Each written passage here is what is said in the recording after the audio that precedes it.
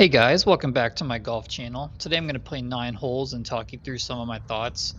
I got 2 topics I want to talk about in this video. One of them is how to use weather to give yourself superpowers, and the second, how to adjust for the ball above and below your feet. So we start this round out here by getting a nice kick off the cart path, which also put a huge scuff in the ball, but I don't like going through a lot of balls, so I keep playing it. And I noticed that when I hit this ball, it flew really good. Now the reason for that is, you see on the ground there was a bunch of debris. A storm had just come through like 15 minutes before this round. It was thundering pretty loud. And when you have a rainstorm, you have low pressure, and then afterwards usually you have a lot of humidity, especially in the summer. Low pressure, high humidity, that's the recipe for big carry in the golf game.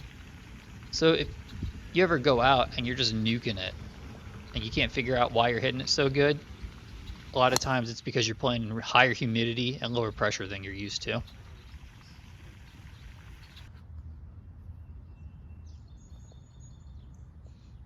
And we're going to follow that birdie up here on this par 5 by totally topping our second shot. And there's me getting my weight way too forward prematurely again. I think my feet were a little bit misaligned there too.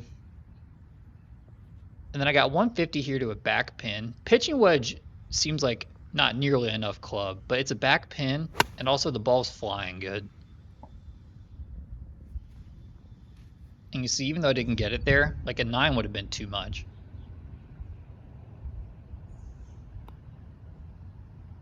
This putt just comes up a little short. That's a rule of thumb I use. When the pin's back, if I'm between clubs, I'll take the shorter one. I need to get better about taking the longer club when the pin is up front, though.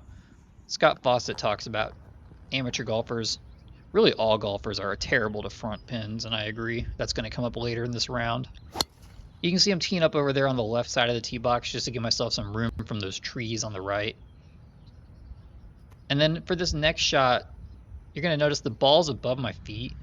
The way you counteract that is you just stand up straighter in your knees. You can also choke down on the club, which I'm doing here. And try not to take a big divot if you're from the rough.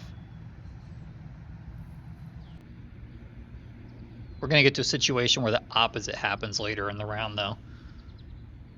And here I'm just trying to 2-putt. Don't be crazy. Don't knock it way past. And that's a pretty good score for me on that hole. That's one of the hardest holes on the course for me. And once again, like 165 9-iron, that's a pretty big 9-iron usually, but conditions are really favorable right now for a long iron shot. And I've always found when I'm not swinging my best, I have to hit 100% at shots. Because if I start mixing a wishy-washy swing with like a try to take off something other than full power, I just find it hard to do. Hit a pretty good chip here down into this area where it looks like Godzilla and King Kong are making a baby.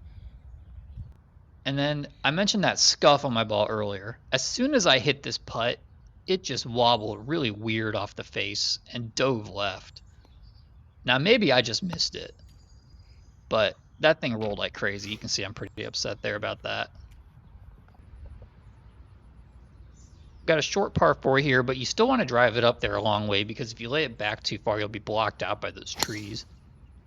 It's kind of a 90-degree dog leg at the end.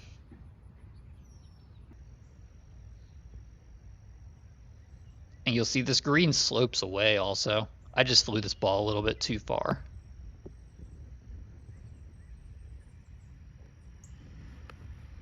So I'm still using that ball with the scuff on it. And when I hit this putt, it sounded like a helicopter flying away, which I don't usually hear out of a ball rolling on the green. So there's something weird with this ball. That's going to be the last hole.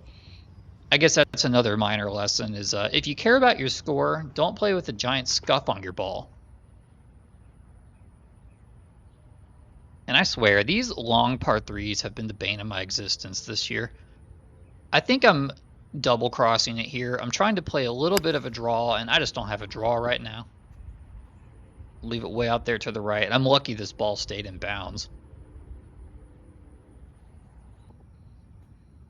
So from here, that tree's blocking me out. There's also a bunker in the way. I'm going to go right of everything, try to get a good bounce, have it end up hole high. And this is actually a really good shot. It just ends up a little short on the fringe. From there, it's important. Don't do something crazy. Just lag it down there. If the hole gets in the way, then that's even better. But the important part is we two-putt from this distance.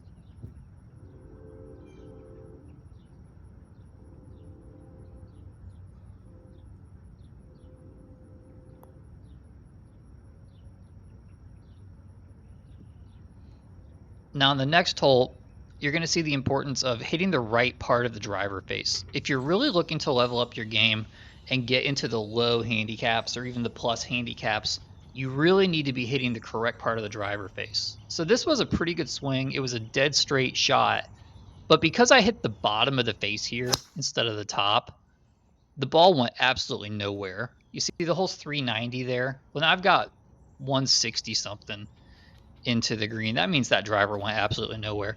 And here we have the ball below my feet. I did not adjust to this properly. See, I got like kind of a normal looking knee flex there. When the ball's below your feet, the only option you have is to sink your knees lower. Get that butt back and the knees a little farther forward. And I was trying to shave something off an 8-iron there, which is another mistake. I had 167 to that pin, probably like 183 to the back of the green. I've got to just be comfortable there, hitting a full 8-iron, accepting it might go long, not trying to do too much. I actually didn't record the chip shot, sorry about that. Hit a nice one though. And then 18 is a par 5 that I can reach when it's downwind, but I can't reach it on a wet day with no wind. So I'm just trying to play a little cut up the left. And this one just didn't cut, it went straight.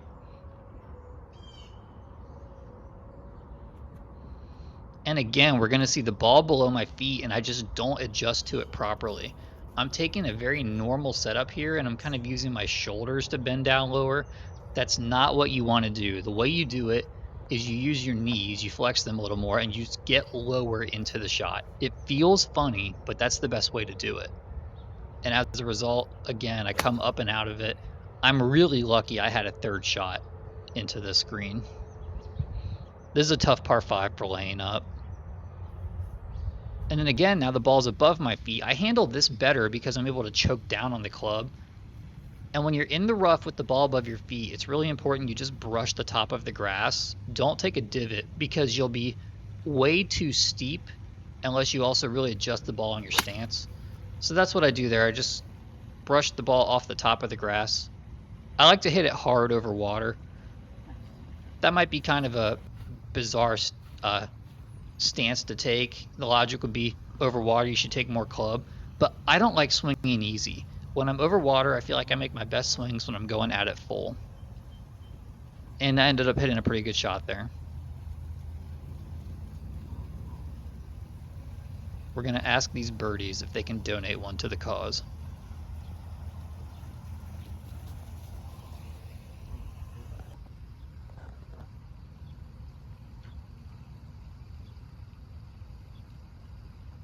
Now this putt, I hate it. As soon as I hit it, it's not even going to get halfway to the hole before I'm walking after it.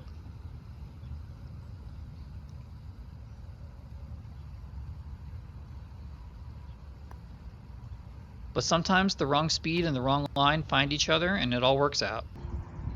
And then because I had to skip a hole on the back 9 to get around a group, gonna go play the first hole to finish the 9. There's some face-on action for you swing nerds. And then I thought this pin was back of the green. It was actually middle. So I end up taking a little bit off of a gap wedge here, and it just comes up short. This was a pretty good shot though.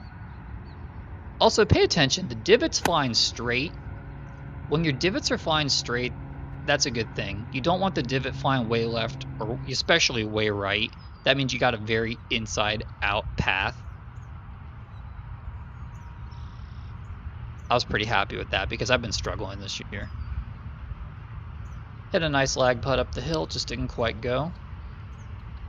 Make sure you guys leave comments, like, and subscribe. If you don't like the video, click the thumbs down button twice, and I will see you in the next one.